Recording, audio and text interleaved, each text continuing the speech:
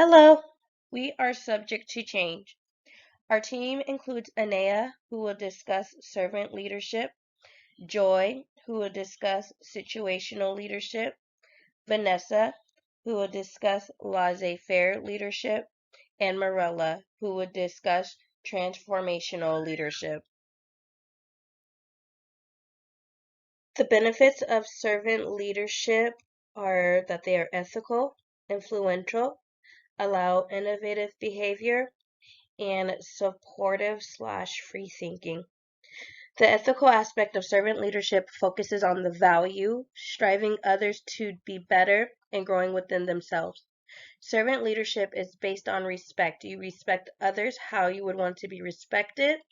Working with people of different cultural backgrounds and ethnicities can be a challenge, but if you give respect, then you get it back. The influential aspect of servant leadership is that you are wanting others to do well. An example is an employee wanting to move up in the chain of command. You would act as a mentor, encouraging the employee growth, showing them how to become a better manager, and they would want to follow. So servant leadership is innovative because it encourages employees to want to follow their management careers. It makes employees feel like they have a voice. And if they feel like they have a voice, their job performance is likely to increase, and employees are going to want to commit to a servant leader. The supportive/free thinking of servant leadership is allowing employees to express how they feel, not using a controlling method, but building influence. Employees having someone to talk to or even vent their frustrations and allow them to feel that they are heard are going to make the employees feel better. The free thinking part of the servant leadership is allowing people to express their ideas and their opinions. The weaknesses of servant leadership are that it is time consuming, takes time to build up, and you can lose sight of the goal. Servant leadership is time consuming because you are prioritizing the needs of others before yourself. An example would be not taking off as much time because you'll worry about the impact it can have on the organization or business. Putting others before yourself is not for everyone, and some may see servant leadership as a negative. Servant leadership takes time to build up because servant leaders can fail having their authority recognized, and servant leadership can lose sight of the goal because if you focus on one thing instead of the bigger picture, you may lose sight of the goal and you cannot reach out as much.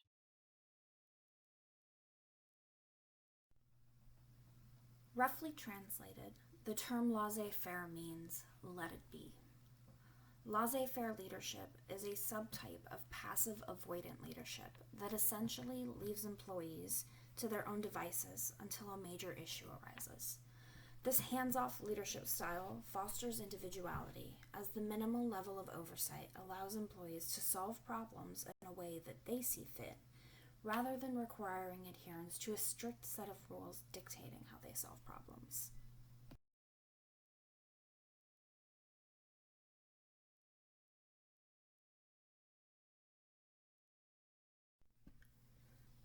Laissez faire leadership is very easy to get wrong, especially in the rapidly changing landscape that is our current global reality.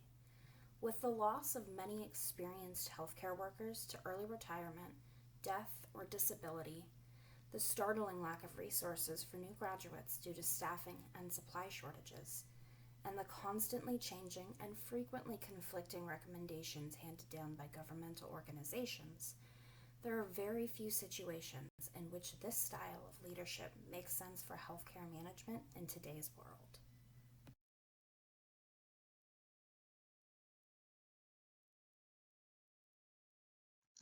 Situational leadership. What is situational leadership?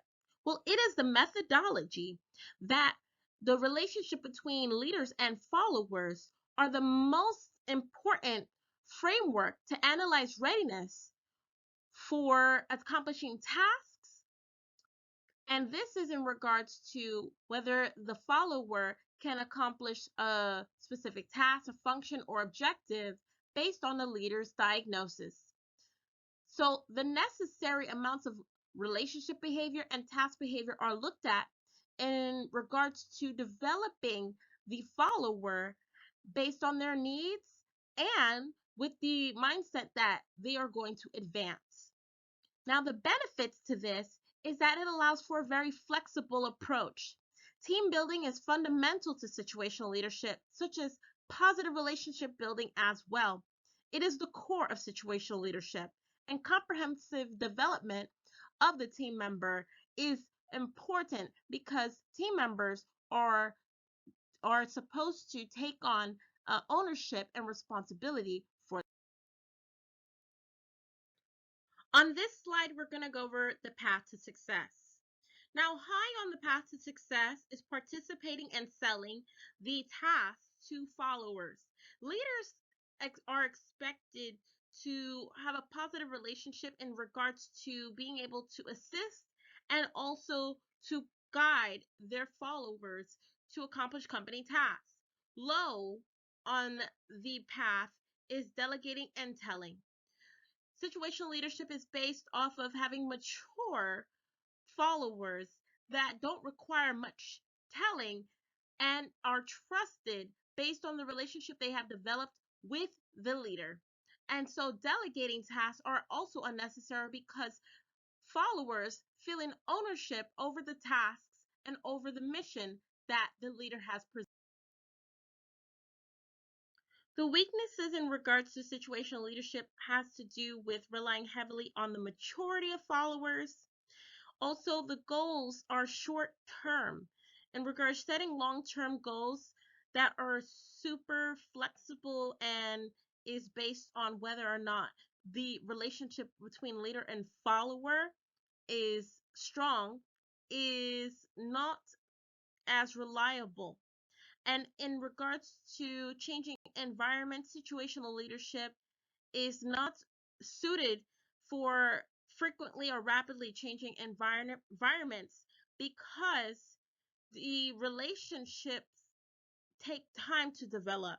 And if team members are constantly being changed out or there is high turnover, this is most likely not a type of model that will do well in this type of environment. So my name is Mirella, and I will be sharing a little bit about transformational leadership.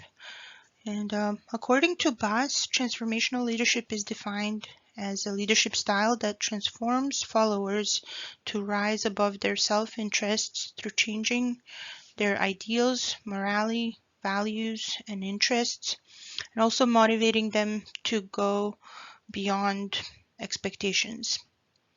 And in the research paper called Will Mindful Employees Benefit from Positive Work Reflections Triggered by Transformational Leadership? That was research conducted by Lexin Zhao Hong, P.Y. Hong, and Roche M. Through conducting several trials, they have found that transformational leadership has overall positive influence on all the employees who have found like overall greater satisfaction in their job when they are led by transformational leadership style.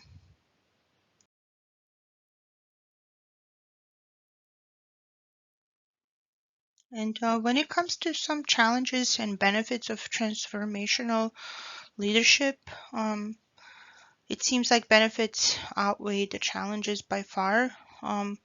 One thing that is constant with transformational leadership is a constant change, constant growth and improvement of the programs.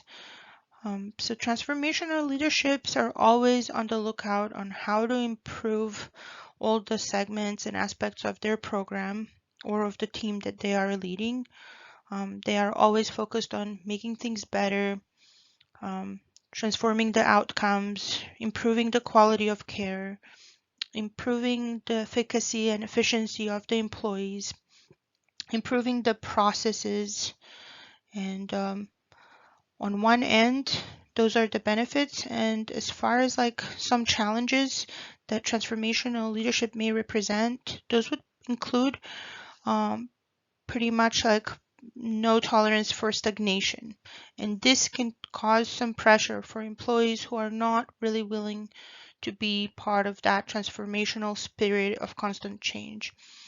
Some example for this type of challenge would be if there is, for example, like a nursing home facility where things have always been the same for years, and they have some employees that have worked there for like 15, 20, 30 years, and they are used to how things used to work before, and they can be pretty resistant towards the change and transformational attitude of this leadership style.